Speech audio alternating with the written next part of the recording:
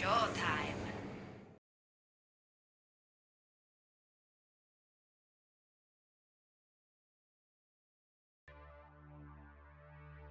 Okay guys, welcome back to the STPL. My name is Kix, joining me is Rapid, and we just watched a cool TVT between Scan and Cryok. Now that did give Scan the victory, so we do have SouL 1-0 up so far in this series. Yeah, and what's kind of crazy about these two teams specifically is that they never make it to the finals or to the playoffs because they just have a couple of strong members. Their rosters are actually super deep, so Yeah. I'm actually really excited to see how this works out, because I think every time there's a strong player on one side, there's also one on the other. So the games theoretically should look pretty even. Yeah, this should be kind of cool. So we're going to head on to our second game here, so let's introduce our players as well as the map.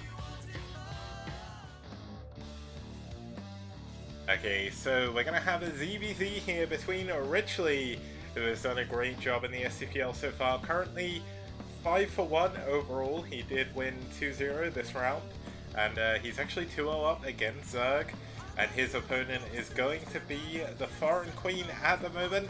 The first foreigner to win a Brood War tournament in Korea since Gur, if I remember correctly. It's going to be CadenZie, the winner of the LASL, the Ladies ASL Star League, or Africa Star League. And she's currently 2-1 this round in the STPL, and played last round as well. So Slayer is actually the first, or the most recent non-Korean. He won his Star League 2 months after Gur, if I'm not mistaken. So if you haven't watched AKA Slayer, it's a sick documentary. It's not in English, but it's still totally sick to watch. Of course, the caveat for those is that they are offline Star Leagues, not online competitions. So there's a little bit of a difference there. But regardless, to say this should be a very competitive game, just because both players are so good. Yeah, and we're going to head on to our second map here, which is going to be Flight-Dreamliner. We've had 3 ZBZs on here so far, but it does spawn from the 2010 Korean Air on GameNet Star League Season 2. It's a bit of a weird 2-player map. Mainly the gimmick of it is, of course, it's shaped like a plane. You have island base in the top left and bottom right, big mains, very close airspace, and in ZBZ, that could lead to some very quick games.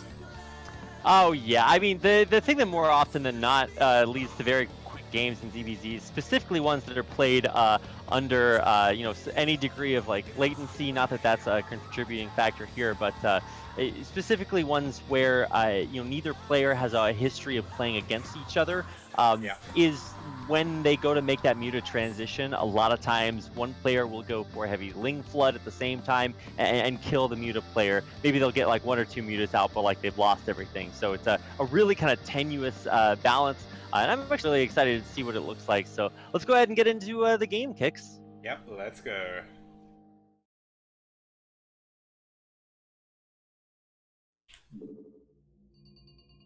And starting us off here, over in the 3 o'clock position, we have in the brown, fighting for red, it's CadenZie. That's right, and her opponent in the 6 o'clock location as our skin-colored creamy white Zerg is Richley, of course, playing for SouL. And oh man, you beat me to it, setting the network for high latency, because of course replays require a lot of data to be transmitted between 2 parties. Yep, and we are on pretty much opposite sides of the world, so bit of a big... I was being facetious, like, we both have the replay downloaded, so it's like, well, what are you really transmitting? I don't understand. Maybe it's the syncing function, but yeah, either way. Syncing. Syncing is that feeling when I try to scout the Protoss player and they have their ramp blocked. I'm like, oh, I know what's happening here. But yeah, the other kind of syncing is what we're worried about. Yeah, syncing for me is that feeling like when I'm casting with SouL, and all of a sudden I see the Protoss player suicide all their carriers, and then I realize I'm not in sync in the replay anymore, so... Well, thanks to CadenZie, you'll never have to worry about that again. Oh yeah.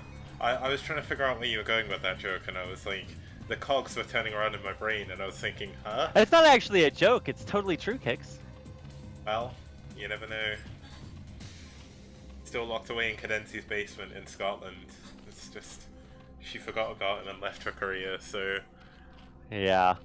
Except that she doesn't actually have a basement, so maybe there's like a burn dug outside. I don't know. I was told that Scotland has burns. I don't know actually what they are, but I imagine that they're like holes. I think they're actually hills, but who even knows? Like, it's just in one of those like songs or poems or something, right? to be honest, I'm not even sure. But one thing I am sure about is we do have CadenZie going for a very quick pull and a very quick gas. Now we did see Ridgely opt to think about going for that 12 hatch even, but he did quickly add his gas and pull when he scouted what was going on in CadenZie's base. Yeah, but I mean, I'm always wondering how. What is really the reaction time that you can have in ZVC? Because a lot of times, by the time you see something and react to it, unless you're kind of on the same path before you scout it, I don't know if you can really react quite in time. So you mentioned it's very close by air, but it's actually a very long distance away by ground. So maybe that will give Richley enough time to react. But I mean, there's 6 links coming across the map, and his pool's not even done yet. Just now finishing up. Yeah, this is going to be very, very close. Now, CadenZie does look like she will get the edge. She's going to get up to the hatchery before any Zerglings will be able to get there for Ridgely. But of course, there is going to be that little bit of delay as these Zerglings are about to pop out of their eggs. And they cannot pop quickly enough, and so drones are going to be pulled off just to make sure that these Zerglings have a little bit to worry about. Now, it's very tenuous just because obviously you don't want to use drones at this point, but he is going to lose one as that hatchery gets canceled. And even the drones that he did pull are going to be really worth their weight in gold right now. It's lost mining time. It's, maybe some vulnerabilities. I mean, it pushes the Zerglings away, but at what cost, right? Yeah, I mean, the one good thing for Ridgely is because he was going for a very quick hatchery, he did have a couple of extra drones, I think. So that's gonna possibly give him a little bit of a... Of course, he had to use them to build the pool and whatnot, but this is a lot of lings. Yeah, it really is. Now, obviously, home field advantage because of that long rush distance does give Ridgely maybe a defensive advantage. He also got a couple of extra hits, but he's taking a bad fight in a concave right there. Luckily, he had a good concave around the other end. It was this weird kind of S-shaped fight where both players have good concaves and they both kind of eat each other. But, oh, wow, actually catching a couple of CadenZie's lings on hold position there, taking a couple of them out and forcing CadenZie back until she can regroup in that narrow hallway. Yeah, now CadenZie behind this has gone into a lair. She is getting a spire already. Now we do see Ridgely very, very delayed on that. He tried to rush for speed. Of course, he had to pull those runes as well, so he's not been getting as much gas. And he is going to be relying entirely on this second hatchery, and I'm not sure it's really going to help him all too much, especially with his lair so delayed. I think he's going to either have to go for a Zergling all-in, which it looks like he might be doing, or he's going to have to go for an Evo Chamber. Yeah, he is going to go for a Speedling all-in. Speed is just so effective. So as soon as he goes for this, and he's not really going for it right now, he's just kind of trading out lings, which is kind of customary. A lot of times when Spires are on the way or mutas are on the way, you want to kind of trade your lings out because their usefulness will eventually kind of evaporate. Now, obviously, there's ways to use them, sneaky backstabs, run-bys, or all-ins, but I don't know what to expect here from Ridgely because there's always the possibility he could throw down some spores and try to just kind of like weather the storm. Yeah, the trouble is you would have thought he'd need an Evo Chamber by now if he was going to do it. It's almost done. Oh, okay. I haven't had a chance to look it up, but following this crazy amount of ling movement, but it looks like CadenZie is going to be able to hold her ramp for now. CadenZie doesn't actually have a sunken back here though, so if these lings do fall, she could be in trouble, but it looks like oh my god, look at all of CadenZie's lings. They all have 1 HP on them. There's 5 lings, and none of them has more than 5 HP. I don't know how you can have that kind of control, but this is basically JVZ. Now, fortunately, they die instantly, so that will give Ridgely a chance to go kill them, but there's 3 mutas out right now, and so that means that air control does go solidly to CadenZie. Yeah, but the trouble is, how much is air control going to give you when you're up against 2 spore colonies? And now spore colonies do 15 damage to mutas, which isn't much, but it does add up. And there isn't any spores at the natural just yet, so there's going to be no mining for there for now. Yeah, there should be one by the time these mutas come in. Actually, I think the mutas are grouped with the close overlords, so their micro might not be quite as Clutch, one drone going down, but the Spore with the natural completes, and so there are 2 Spores protecting all of these drones, and you know my that's God. only 3 mutas. Lings in CadenZie's main, taking out so Oh many my God, drones. no way. Holy cow, I didn't even see that. Thanks for pointing that out, Kicks. Every drone is going to die, all but one that escapes into the gas. Eventually, the mutas come back, but perfect punish by just a few just a tiny little bit of Lings. They kill off almost every single drone, and even though there's 3 more hatching, I mean, that's 3 drones, 3 larvae that aren't mutas, and I mean, every second without more mutas on the way for Richley is just bonus. Yeah, and the thing is, that all happened because CadenZie had to pull her Overlord away. She used the close Overlord, it went into Richley's base, so it wasn't watching that pathway. Yeah. She actually didn't have that many Overlords because one of them died to the Spore that was built in the main, and so there's only really one other good positioned Overlord to use for the mutas. And so running back in, killing another drone. I think CadenZie right now only has 4 drones to her name, now 5 with another one hatching, and this is to a 2-base high larva economy on the other side. Richley doesn't even have a drone moving. He was waiting for the Spire, and there it is on the way finally. Yeah, and he's going to build it next to his Spore as well. He just wants to make sure this is basically him securing his victory. Now, CadenZie is so far behind. The supplies are so deceptively similar because of the Muteless. Muteless, of course, being 2 supply, but Richley has a lot more drones. He's got that economy going, and he's soon to have double gas as well, which is just going to seal the deal.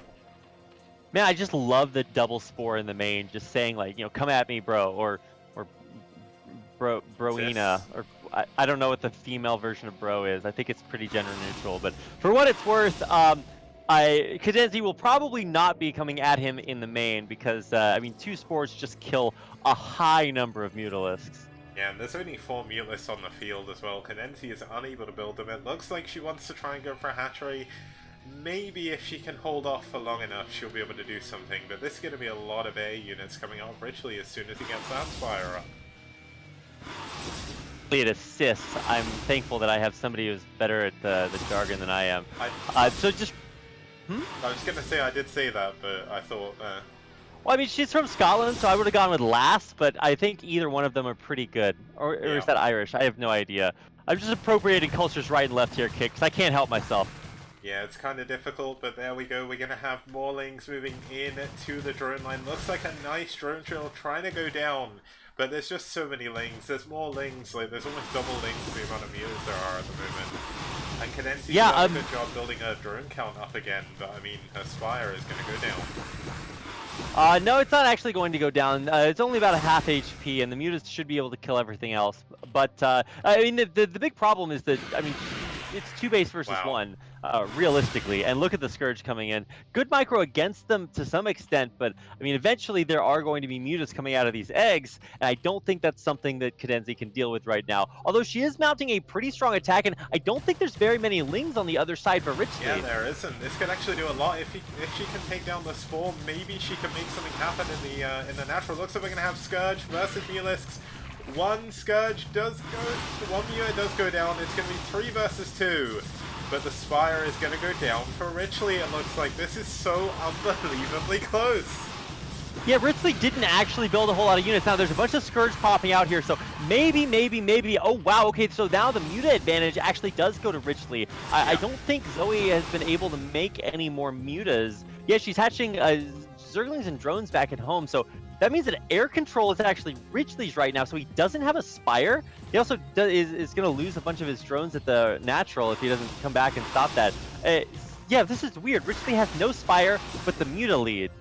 Yeah, and we do see another Spire coming back in. This time in the main, doesn't want to make the same mistake twice. Yeah. And CadenZie gonna use her Ling advantage here. Well, it's actually going to be Ling parity right now as they're going to clash in the middle. It looks like Richley actually got the first hit. Yeah, so Richley got the first hit. That's going to mean that Zoe or CadenZie has to really run basically immediately. It can't do that before the mutas arrive, and so now I think this might be the killing blow. There's a couple of Scourge out. Maybe they kill a muta, maybe they don't. I think there's maybe 4 Scourge to 3 mutas, so I think perfect connections here would even be maybe a little bit too much to ask. So good micro. The control against it means that 5 mutas stay alive, and that's 5 more than CadenZie wants there to be. Yeah, and we've got Lings coming in for both sides again. CadenZie, though, with that air disadvantage, the Spire's going to kick back in soon for Richley. And this is just going to be a little bit too much. Yeah, I think this might just be it. Kicks a really crazy game. I have no idea how it was that close after everything. I mean, CadenZie lost almost every single drone and still almost managed to come back by killing that Spire. But in the end, that's going to do it. CadenZie taps out, and Richley does what no female Brood War player in Korea could and takes out CadenZie. Yeah, what a crazy ZVZ. That went on a lot longer than I was expecting, to be honest. But well played by both players. CadenZie nearly mounting the ultimate comeback. Unfortunately for her, and unfortunately for Red, it doesn't quite work out. But that is going to take us into our third game with SouL up 2-0.